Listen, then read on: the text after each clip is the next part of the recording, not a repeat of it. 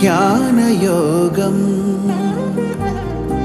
వ్యాసపీఠం బహువేదశాస్త్రం బోధామృతహిత శ్రీమన్నారాయణం శివగౌరీ సంభాషిత సకల పురాణం అష్టాక్షరి పంచాక్షరి మంత్రావరణం అఖిల దేవతా సంస్తుతి పారాయణం జయ మంగళకరమీ ప్రవచన శ్రవణం అనుదినము శుభము సుఖము జీవన గమనం దేవరాగం జ్ఞానయోగం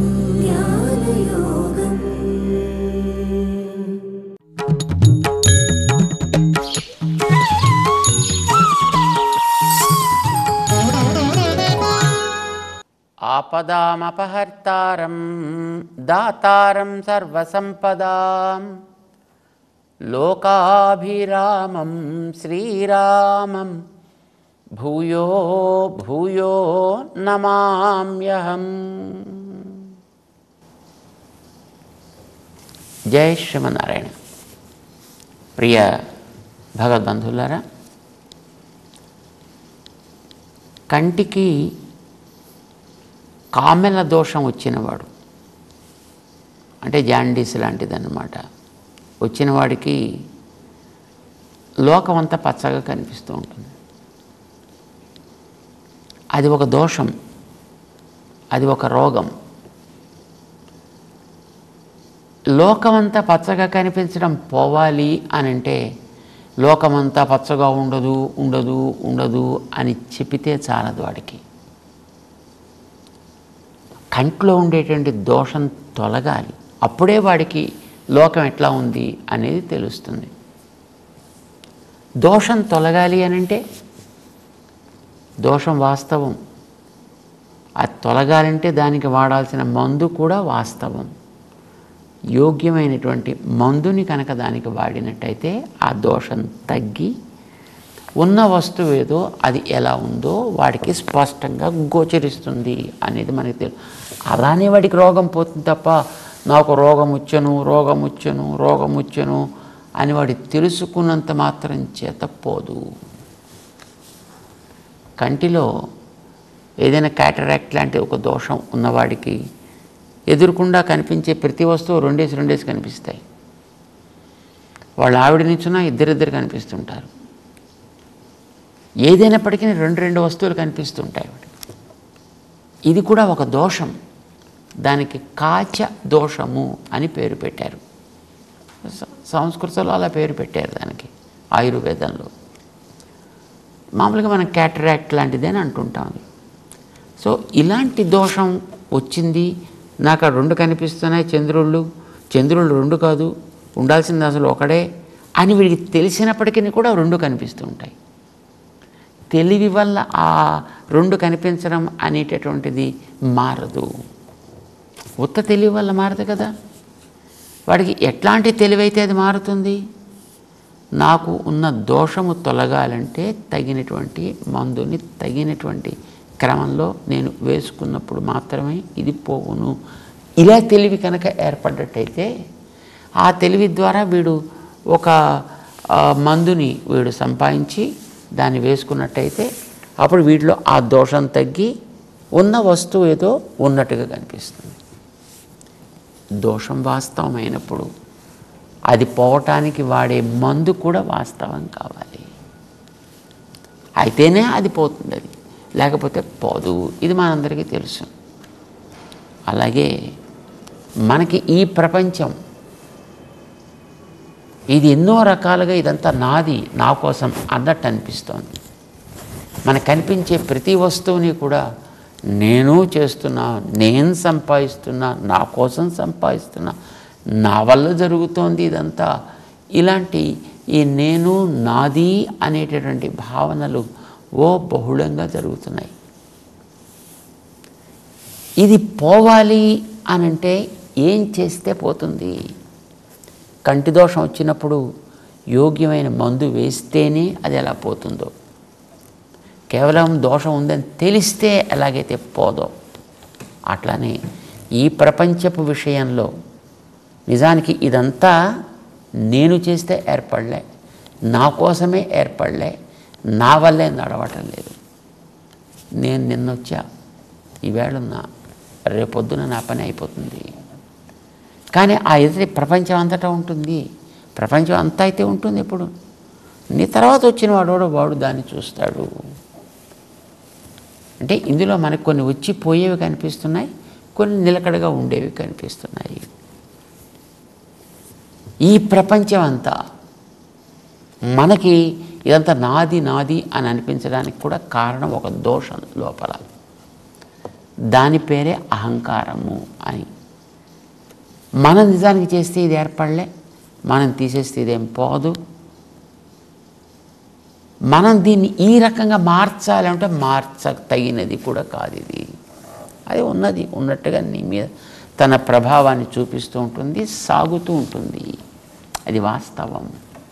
వాస్తవం కనుకనే మనం ఈ ప్రపంచంలో తిరగగలుగుతున్నాం, వాస్తవం కనుకనే మనం ఆర్జించగలుగుతున్నాం, వాస్తవం కనుకనే మనం అనుభవించగలుగుతున్నాం. ఇవన్నీ కూడా వాస్తవములు. ఇది మనం లేదు. మరి ఇప్పుడు ఈ వాస్తవంగా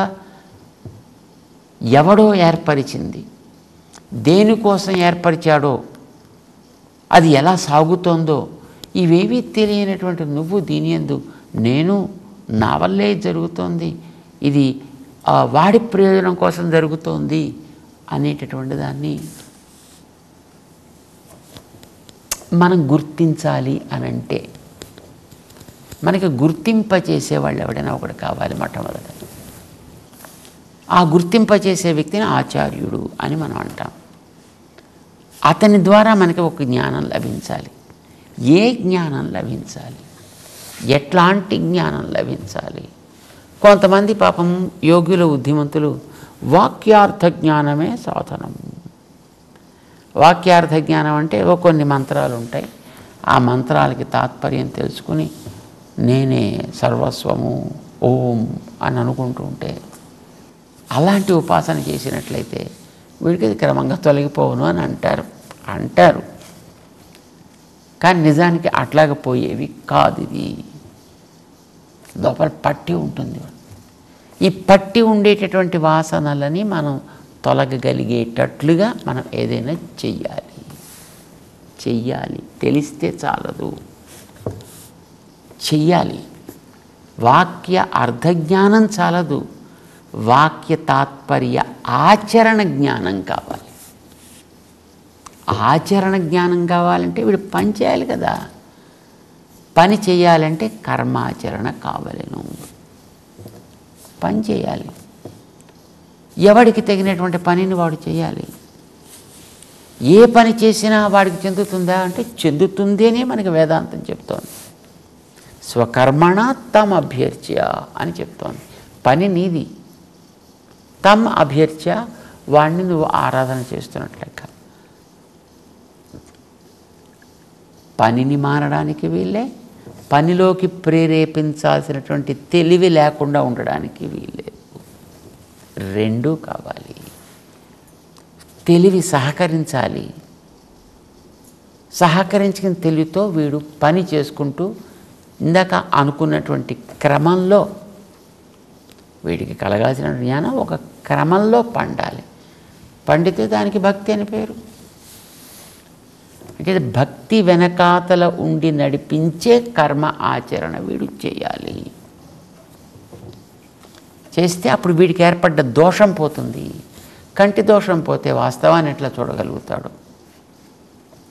వీడి లోపల ఏర్పడ్డ మానసిక దోషం తొలగిపోతే ప్రపంచం అంతా వీడికి వసుధైవ కుటుంబకం అన్నట్టు అనిపిస్తుంది. ఇదంతా మొత్తం నాదే అని అనిపిస్తుంది వీడికి. దీని ఎక్కడ మంచి ఉన్నా మనం గ్రహించాలి, ఎక్కడ ఏ దోషం ఉన్నది తొలగిపోవాలి. అలా తొలగిపోయేటట్టు చేసే జ్ఞానం వీడిలో పండాలి. ఆ జ్ఞానానికే భక్తి అని పేరు పెట్టారు. భక్తి అయితే ఈ భక్తి అనే దానికి కొన్ని పేర్లు ఉన్నాయి.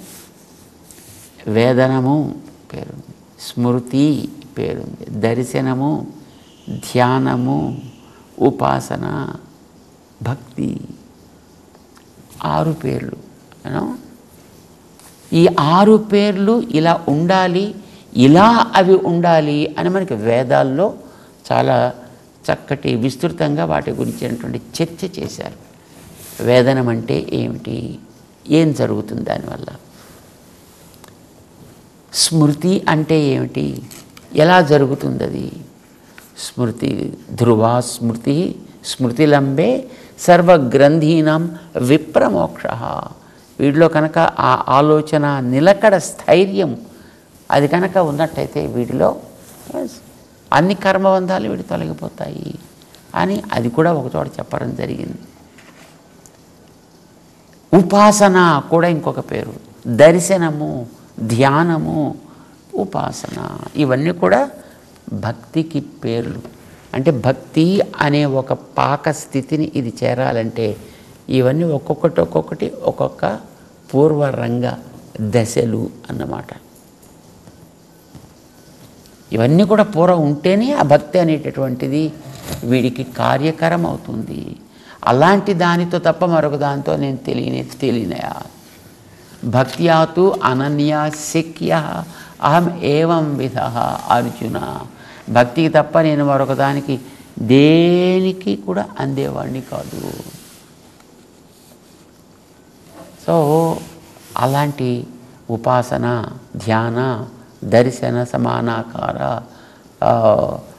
వేదనము ఇలాంటి పేర్లు కలిగినటువంటి భక్తి యోగాన్ని లోకంలో అవతరింప చేయడం కోసం తాను వచ్చాడు. లోకంలో దాన్ని సక్రమంగా తెలుసుకునేటటువంటి వ్యవస్థ లేదు కనుక దాన్ని పునర్నిర్మాణం చేద్దాము అని శ్రీకృష్ణుడిగా ఆయన వచ్చాడు. అంత గొప్పవాడు, ఇంత ప్రపంచానికి నియంత అయినటువంటి మహనీయుడు నా కోసం వచ్చాడు అని తెలిస్తే వాని యందు ఎంత ప్రేమ ఉండాలండి, ఎంత ఆదరం ఉండాలి, ఎంత అభిమానం ఉండాలి.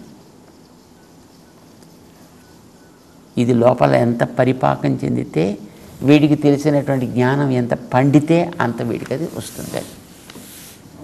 సో 7వ అధ్యాయాన్ని భగవంతుడు భగవద్గీతలో ప్రారంభం చేస్తూ కర్మయోగ ఆచరణ చెయ్యాలి, ఆ కర్మయోగాన్ని భక్తితో కూడుకుని చెయ్యాలి. భక్తితో కూడి చేసేటటువంటి కర్మాచరణకే భజన అని పేరు. భజన అంటే తాళాలు పట్టుకుని కూర్చుని వాడు వెనకాతల ఓహో జై హో జై హో జై హో అంటే కాదు భజన. దాన్ని ఏం తీసుకొచ్చి ఇప్పుడు ఒక చోట పెట్టేశారు. అట్లాగా ఎవడైనా ఒక చోట కూర్చునో లేకపోతే లేచో నడుస్తూనో తిరుగుతూనో వాడు ఏదో 4 అవతల వాడి యొక్క నామాన్ని గురించి పాటలు పాడితే దాని పేరు భజన అని పేరు పెట్టారు. దాన్ని కూడా భజన అంటే అనండి. లోపల కలిగిన అంత ప్రీతి వీడి చేత అట్లాగా ఆడేటట్టు చేస్తే, పాడేటట్టు చేస్తే దానికి ఆ పేరు పెట్టండి. కానీ అది మాత్రమే భజన కాదు. అది ఏమవుతుంది, అది వీడిలో కలిగినటువంటి భావ ప్రకర్షకి అది ఒక ప్రకటన రూపం అవుతుంది. అది బయటికి మనకు కనిపించేటటువంటి స్థితి దాంట్లో ఉంటుంది. అంతవరకు వీడిలో భక్తి కావాలి, భక్తి ప్రేరితమైనటువంటి కర్మ ఆచరణ ఏర్పడాలి. అలా ఏర్పడ్డ వాడికి మాత్రమే భగవంతుడు లభించును. అది లోపల వీడికి కలిగినప్పుడు అది ప్రత్యక్ష సమాన ఆకారంగా ఉంటుంది. ప్రత్యక్ష సమాన ఆకారంగా ఉండడం అంటే ఎదట ఒక వ్యక్తి నిలబడితే ఎంత స్పష్టంగా అది ఫలానా ఇది ఫలానా అంటూ వాడి యొక్క వివరములు తెలుస్తాయో అట్లాగా భగవంతుడు గురించినటువంటి భావనలో ఏ రూపాన్ని అయితే మనం తలుచుకున్నామో అది వీడికి ఎదుట కనిపిస్తున్నంతగా ఉండాలి వీడికి. దానికే పేరు మనం పెట్టుకోం దర్శన సమానాకారము. రామానుజాచార్యుల వారు వీటన్నిటినీ ఒక చోటకు కూర్చి దానికి ఒక మంచి లక్షణం భక్తి అంటే ఇది అని చెప్పేశారండి. గతంలో దాని గురించి మనం అనుకున్నాం. తైలధారని పోస్తుంటే తైలధారావత్ అవిచ్ఛిన్న స్మృతి సంతాన రూప ప్రేమ రూప భక్తి. లోపల సాగేటటువంటి ఈ ఆలోచన విధానాలన్నీ నిలకడగా ఉండి అవి అతి ప్రేమని వీడిలో కలిగించి ఆ ప్రేమ పొంగుతూ ఉండేటప్పుడు ఆ ప్రేమకి పాత్రుడు కావలసినటువంటి తత్వం ఏదుందో ఆ తత్వం వీడి ఎదుట నేరుగా సాక్షాత్కరించినట్లుగా ఎవరికైతే ఉంటుందో వాడు భక్తుడంటే. మిగతా వాడు ఆ పేరు పెట్టుకు తిరిగేవాడు. చందనము అంటాం కదండి, చందనం ఇదంతా చందనపు కర్ర అండిని అమ్ముతుంటారు. కిలో 5 రూపాయలకి 10 రూపాయలకి 15 రూపాయలకి ఇంత కట్లు ఇస్తాడు వాడు. చూడ్డానికైతే మంచి వాసన ఇస్తూ ఉంటుంది, కానీ అరగదీస్తే ఏమీ రాదు దాంట్లోంచి. మరి అది చందనమేనా? అసలు చందనపు కట్టెని ఎంతంత అరగదీస్తే అంతంత వాసన వస్తుంది దాంట్లోంచి. అది లోపల నుంచి పండింది కనుక. ఇది లోపల నుంచి పండలేదు, అంచేత దాన్ని అక్కడికి నిలిపివేయడం జరిగింది అన్నమాట. అంటే మనలో ఉండేటటువంటి భగవంతుడి విషయంలో సాగేటటువంటిది అది ఎలా ఉండాలంటే తెలివి, వేదనము, ధ్యానము, దర్శనము, ప్రీతియుక్తము, ప్రత్యక్ష సమాన ఆకారము అది ఉండాలి. అలా ఇది కలిగితే వాడిని ఆయన ప్రేమిస్తాడు. ఆయన ప్రేమిస్తే అప్పుడు వీడికి ఉండే బంధాలు తొలగుతాయి. అప్పటిదాకా వీడు ఎన్ని చేసినా ఇవేం తొలగవండి. వీడు ఎన్ని చేయనివ్వండి వీడి వల్ల ఏమీ తొలగవు. కానీ ఆయనకి ప్రీతి కలిగితే మాత్రం క్షణంలో మొత్తం ఇవన్నీ కూడా పోతాయి. ఇది మనకి చెప్పారు. ఇది కూడా మళ్ళీ వేదాల్లోనే చెప్పారు. మళ్ళీ ఇందులో ఏది ఎవడు సొంతంగా తన బుద్ధితోటి ఊహించి చెప్పేది కాదు. నాకు ఇట్లా అనిపిస్తోంది కాదు, వేదం ఏం చెప్పింది. యథాకృతరస్మిన్ లోకే పురుష భవతి తదా ఇతః ప్రేత్య భవతి. ఇక్కడుండేటప్పుడు ఏ రకమైనటువంటి రీతిలో వీడు ఉపాసన చేస్తాడో ఈ దేహాన్ని వదిలిన తర్వాత అదే క్రమంలో వాడు ఫలితాన్ని పొందుతాడు. ఇది స్పష్టంగా చెప్పింది. నువ్వు భగవంతుడిని ఈ రూపంగా కనుక వాడు నిన్ను వరించడానికి వీలయ్యేటట్లుగా కనుక నువ్వు ఉపాసన చేయగలిగితే, అలాంటి స్థితి నీకు ఏర్పడితే యథాకృతరస్మిన్లోకే పురుషో భవతి, కొండగా నువ్వు చేసావు కనుక తదా ఇతః ప్రేత్య భవతి. ఇక్కడి నుంచి దీంట్లో నుంచి బయటికి వెళ్ళిన తర్వాత నీకు అదే లభిస్తుంది. ఇది చేయకుండా నీకు తొలగనే తొలగదు. చాలామంది ఏమంటారంటే పనులన్నీ వేస్ట్ అండి, ఇవన్నీ బంధకాలండి, ఇవన్నీ డైవర్టింగ్ ఫ్యాక్టర్స్ అండి, కనుక అసలు వీటన్నిటినీ వదిలిపెట్టేసి ఏమీ చేయకుండా అట్లా ఉపాసన చేస్తూ కూర్చుండిపోవాలి. అంటే అట్లా చేస్తూ ఉపాసన చేస్తూ కూర్చోవాలంటే లోపల సాగేటటువంటి ఆలోచనకి రెగ్యులరైజేషన్ ఏది, దానికి ఒక క్రమబద్ధీకరణ అనేది ఏం చేసాము. మరి చేయనప్పుడు అది నిన్ను కుదురుగా కూర్చుని అలాగే ధ్యానం చేసేట్టు చేయనిస్తుందా? వీచే గాలిలో పెట్టిన దీపంలాగా మన లోపల సాగేటటువంటి రకరకాల ప్రభావాలతో ఇది కాస్త శుభ్రంగా కొట్టుకుపోనే పోతుంది. భగవంతుడిని గురించి మనం పొందాలి అంటే ఇంత తెలుసుకోవాలి. ఇదంతా కూడా మనకి వేదాల్లో, ఉపనిషత్తుల్లో అక్కడక్కడ చెప్పిన దాన్ని రామానుజుల వారు క్రోడీకరించి ఒక చోటకి తెచ్చి సమగ్రంగా మనకి చెప్తున్నారు 7వ అధ్యాయంలో. అసలు ఇదంతా పాపం భగవంతుడు చెప్పాడు, ఇదంతా చెప్పింది పాపం ఆయనే. కానీ వినేవాడు అర్జునుడు. వాడికి కలక్క దృష్టి కలిగింది. ఈయన చెబుతుంటే పాపం అర్జునుడికి అది లోపలికి ఎక్కుతుందో లేదో తెలియదు. తెలియకపోయినా ఆయన చెప్పే ప్రయత్నం చేస్తున్నాడు. ఎందుకనంటే బ్రూయు శిష్యస్య స్నిగ్ధస్య గురవః గుహ్యం ఉత్తమం అని ఓ నియమం ఉంది. తనకి ప్రేమపాత్రుడైనటువంటి వాడు శిష్యుడు కనుక అయినట్టయితే తాను వాడికి ఇతరత్రా తను చదవడానికి చేతకానివి, తను కృషి చేసిన తెలియనివి, అదే మంచివి తెలియ తగినవి ఇలాంటివి కనుక ఉన్నట్టయితే వాడికి చెప్పాలి, వాడు అడగకపోయినా చెప్పాలి, చెప్పి వాడిని ఆ మార్గంలో నడిపించాలి. ఇది బుద్ధిమంతుడైన శిష్యుడికి ఆచార్యుడు చేసే ఉపకారం. కృష్ణుడు పాపం అలా చేశాడు అర్జునుడికి. ఆవేళ కృష్ణుడు నేరుగా ఉన్నాడు కనుక అర్జునుడికి ఉపకారం చేశాడు. అర్జునుడికి మోక్షం ఇచ్చాడా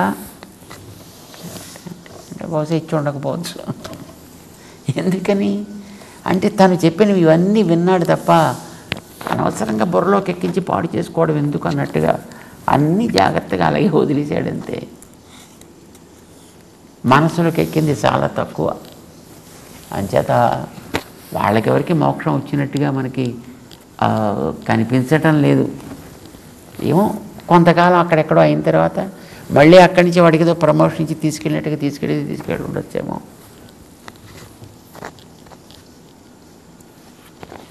గురువు మంచి విషయాలు చెప్పాలి శిష్యుడికి. దాన్ని రామానుజాచార్యుల వారు మనందరి మీద ఉండేటువంటి అపారమైనటువంటి కారుణ్యం చేత, ప్రేమ చేత మనకి తమ యొక్క గీతా భాష్యంలో చక్కగా స్పష్టంగా ఎలా అర్జునుడికి ఆయన ఏదేది తెలియాలి అని అనుకున్నాడో దాన్నంతటినీ కూడా మనకి చక్కగా తెలిసేట్టు వారు చిన్న చిన్న పంక్తుల్లోనే చెప్పారు. వారు చెప్పింది చిన్న చిన్న పంక్తులే, కానీ అది మన దాకా వచ్చేటప్పటికి మనం ఎదుటి వాడికి చెప్పాలనుకునేటప్పటికీ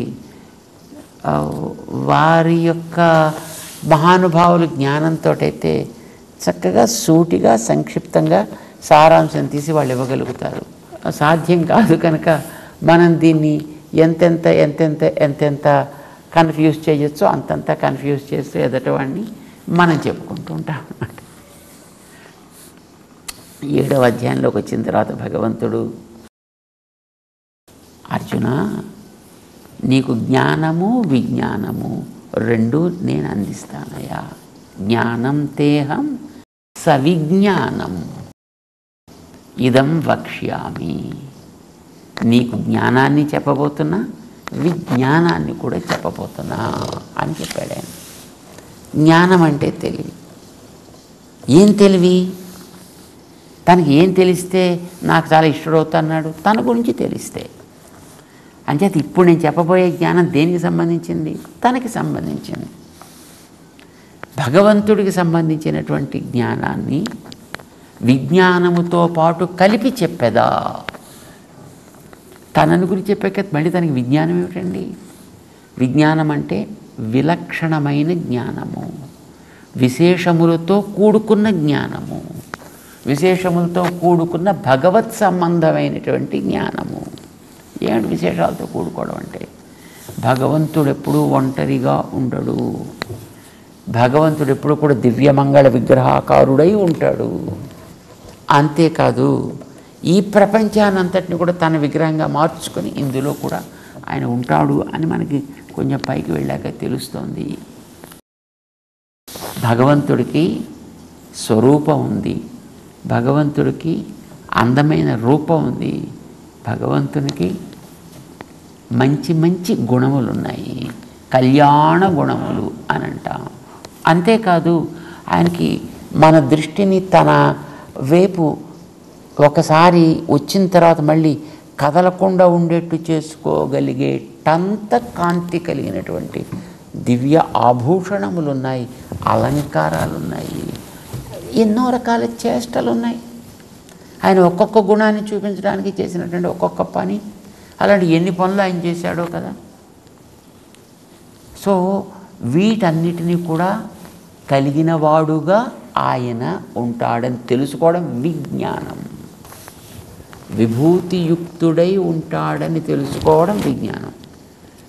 మనం నడిపించేవాడు ఆయన, మన యోగాలు ఫలింపజేసేవాడు ఆయన, మనకంటే పెద్దోడు ఆయన. ఇది కేవలం జ్ఞానం. ఎందుకు ఎలా అనేది చెప్పడం విజ్ఞానము. ఇది ముందర చెప్పబోతున్నాడు 7వ అధ్యాయం నుంచి. అది చక్కగా మనం కూడా తెలుసుకుంటూ సంక్షిప్తంగా తెలుసుకుంటూ మళ్ళీ మనకి బాగా విస్తరించి తెలుసుకుంటే అసలు ఏమింటున్నావో మనకే అర్థం కాదు కనుక ఎంత సంక్షేపించగలిగితే అంత సంక్షేపించి సూటిగా తెలుసుకునే ప్రయత్నం చేద్దాం. జై శ్రీనారాయణ.